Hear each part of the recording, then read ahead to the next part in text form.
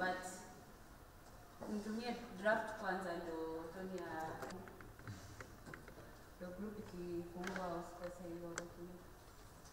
Yeah. Any other issue or comment or request? Our dear everlasting Father, the unity and everlasting understanding. In the name of Jesus Christ, I believe and pray. Tukikuwa tunaunda recommendations za climate change ambazo tutazisubmit kwa United Nations Commission on Human Rights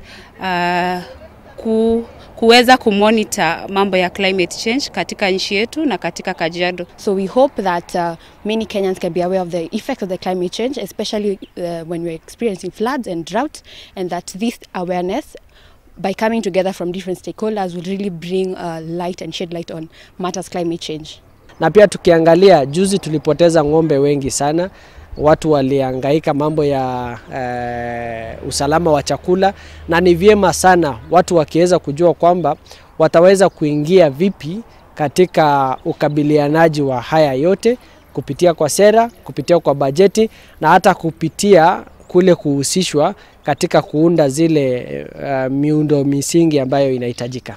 Nimeweza kufunzwa sera mbalimbali za sheria zinazotumika kulinda mazingira yetu, na pia ya zaidi ni kwamba jinsi tutakavyohakikisha kwamba watu ama wananchi katika nchi hii yetu ya Kenya wanaweza kupata elimu kuhusiana na utunzaji wa mazingira na mabadiliko tabia nchi. Tumeweza kuzungumzia maneno kadhaa na tumeweza kufunzwa jinsi tunazoweza kufanya submissions, ambazo hizi submissions zitaenda kuinform decisions pale kwa United Nations.